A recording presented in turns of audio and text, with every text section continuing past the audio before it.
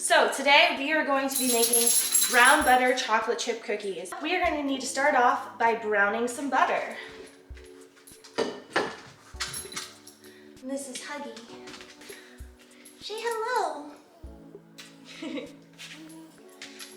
Okay, cookie time. All right, so we're just going to start off by setting the heat to a medium to high heat. I just set it on 7. I don't know why. You can either use the salted kind like what this is, and I just don't add salt to it, or you can add salt to your cookies if you use the unsalted kind. I'm gonna let this sit and melt.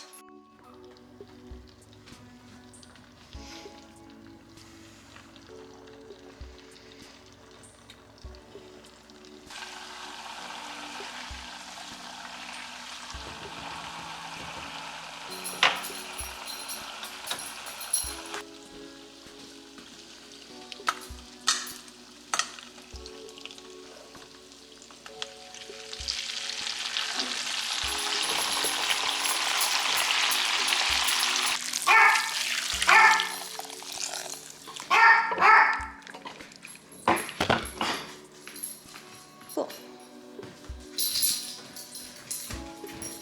Ta-da! All right, so after we have let our butter cool off a little bit, we can go ahead and start adding the other ingredients. So I like to take my eggs out of the refrigerator a little bit early so they're not super cold when I'm adding them to the butter, because my butter is not super cold and you want to try and keep all of your ingredients to around the same temperature. So today that is room temperature. So we just gotta add 1 whole egg,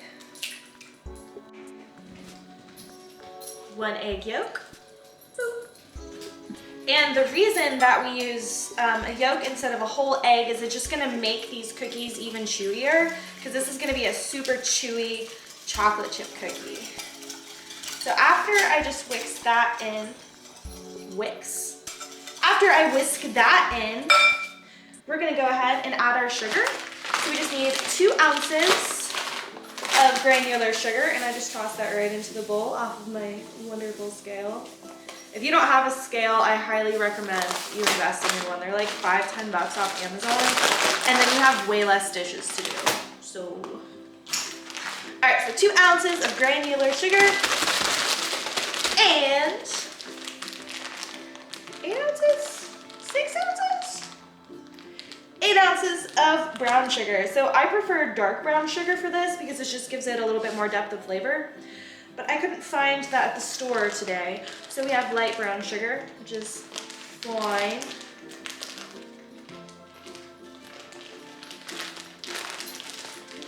Eight ounces of that. So,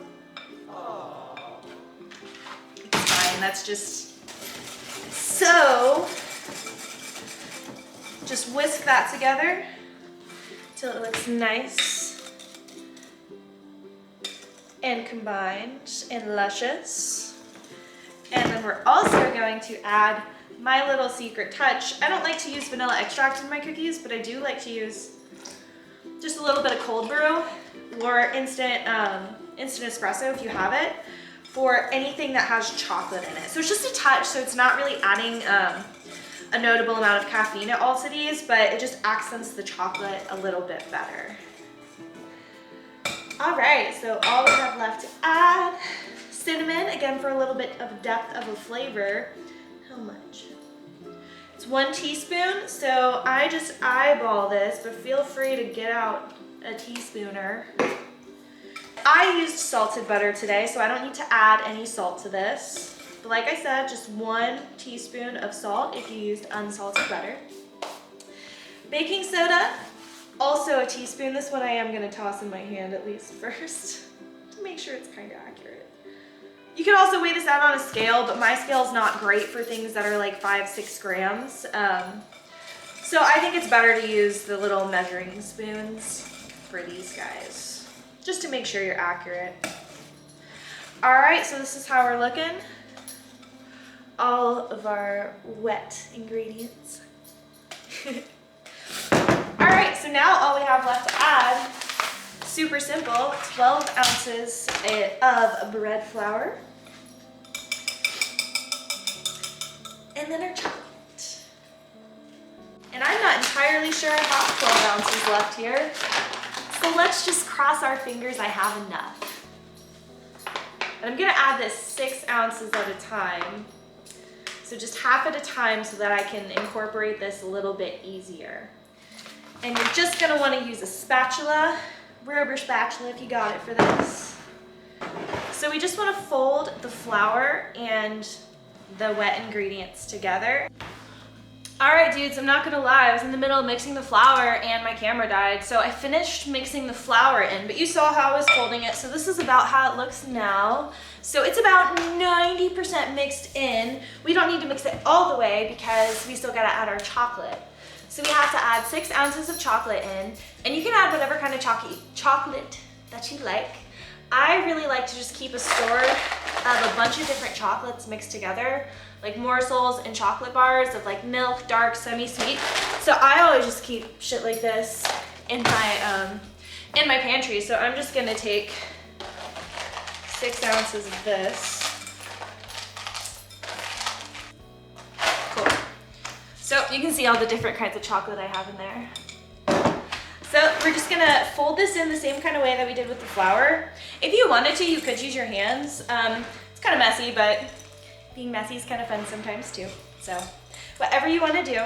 And it's important that we don't overmix our cookies because that makes them tougher, and we're really going for a nice, chewy, delicious, perfect brown butter chocolate chip cookie. Here's our dough. So now all I'm going to do is portion this out into 2.5 ounce cookies. So I just like to set that straight up on the dough, right back up on my scale, zero it out.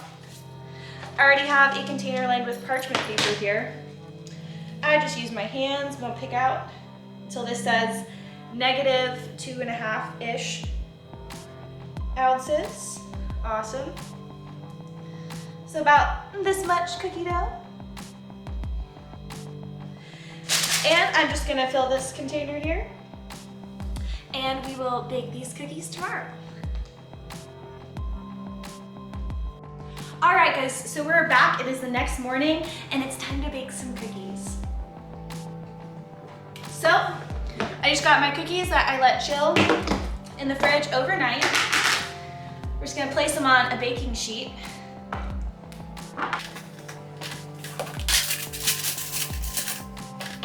And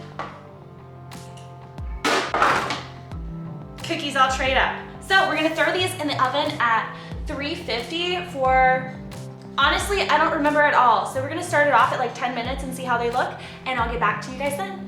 Okay, cookie time.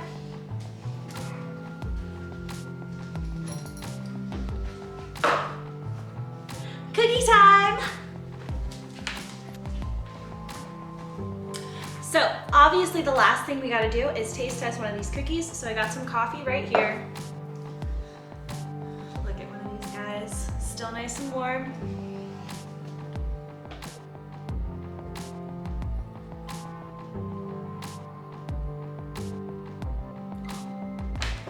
Dude.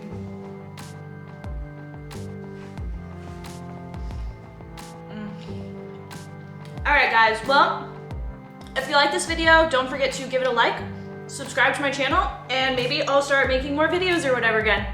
Hey, boy.